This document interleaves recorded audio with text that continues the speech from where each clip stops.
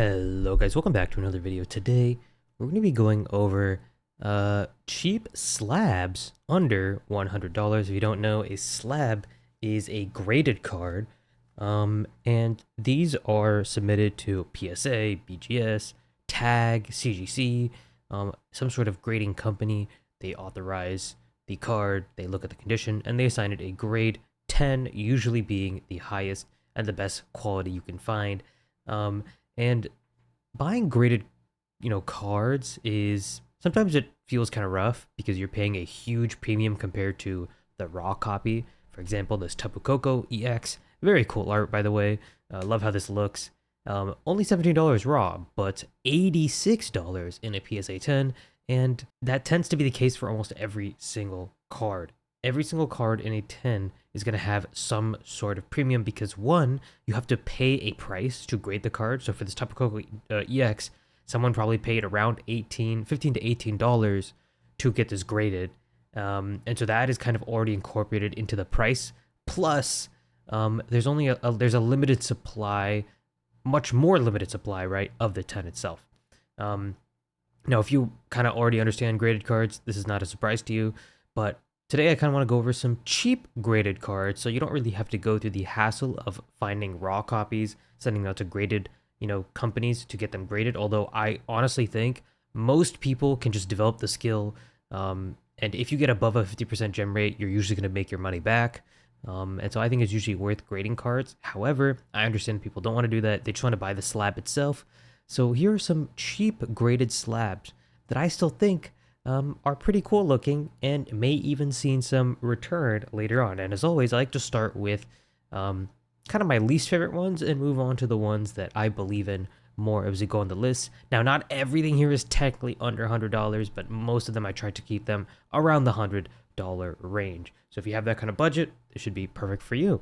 And as always, when you're buying singles, buy the singles you like because ultimately the price on these fluctuate much more than sealed items. So if you're looking as an investment standpoint, just make sure you're buying stuff that you actually like so you don't feel like you're holding on to something that just sucks and you only bought it because you thought it was going to go up, right? That's always a horrible place to be in. Anyway, let's start with Tapu Koko EX. I think this is a very cool looking card. It's a very unique SIR. I love the art style.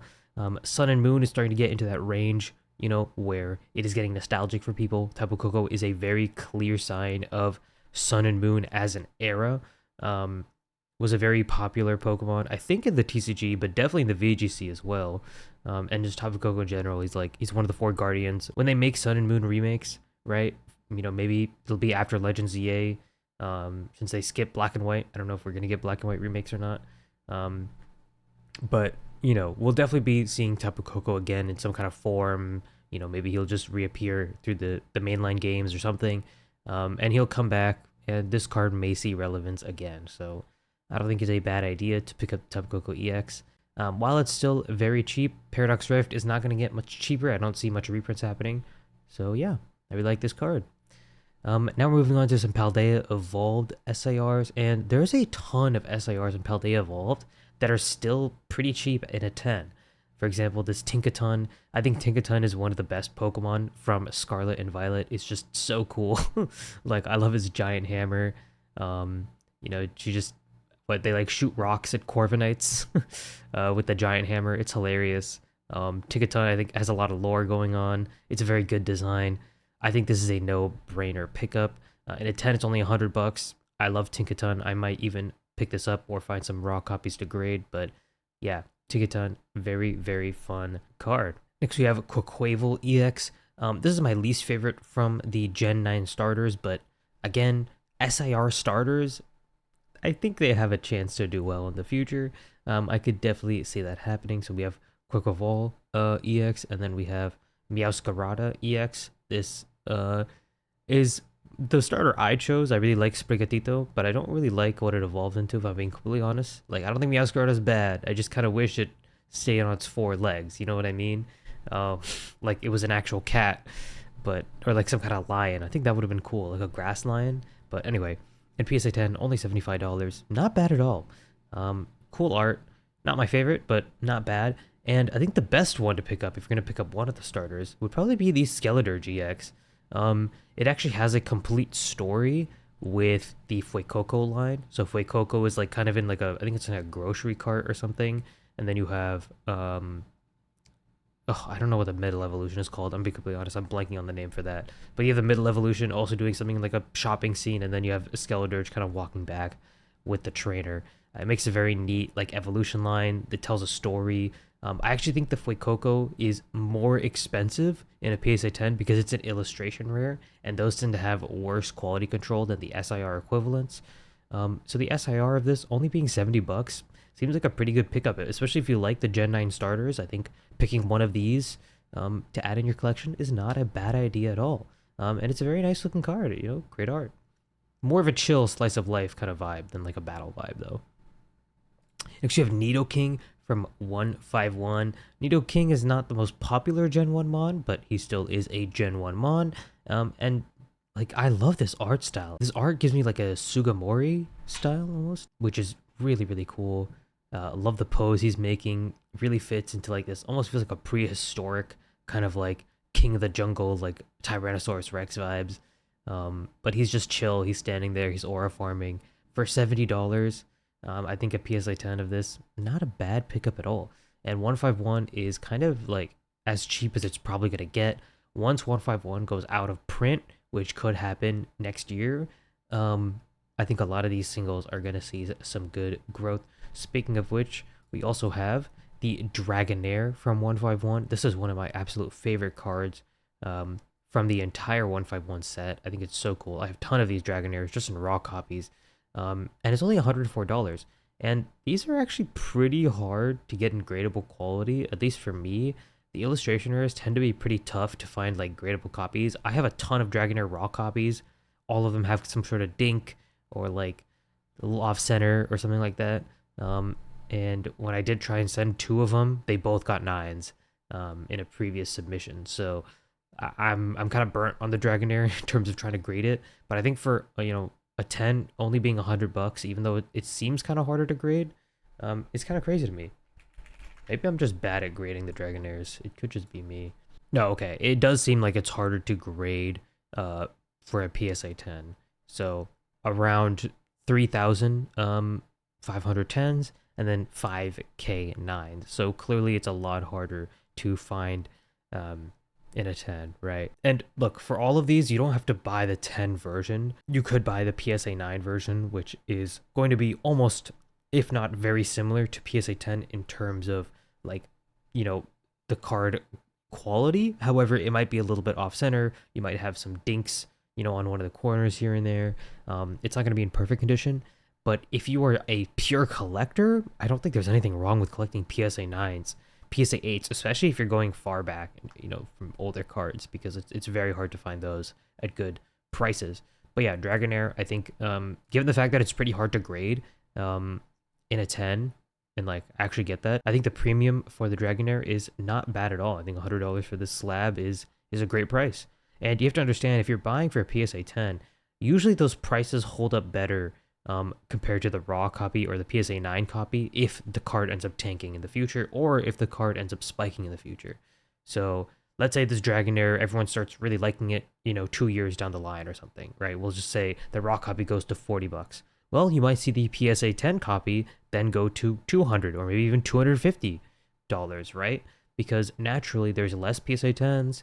People they naturally want the best thing. Like the 10 is just kind of like a, if you only collect 10s, you're not going to suddenly start collecting 9s, right? And I think a lot of people in the hobby, they try to collect as many 10s as possible.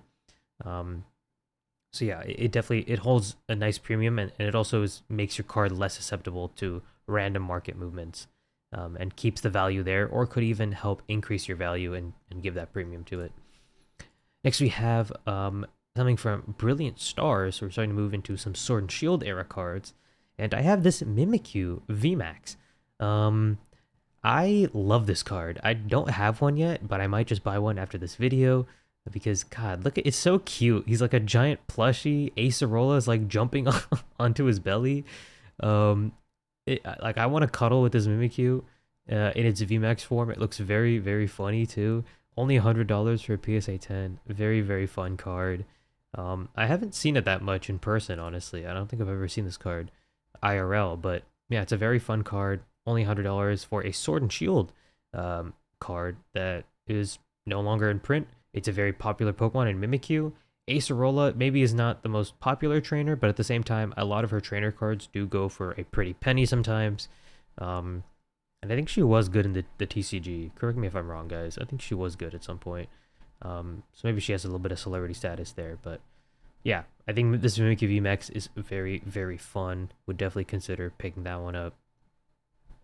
And now we're moving on to some Crown Zenith singles. And just to warn you guys, this entire section is just Crown Zenith.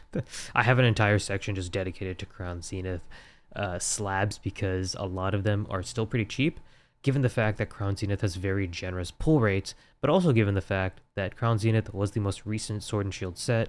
So it's still going to take a little bit of time for the price to reflect the fact that it's out of print, because there's still a ton of the product just floating around and still on the market.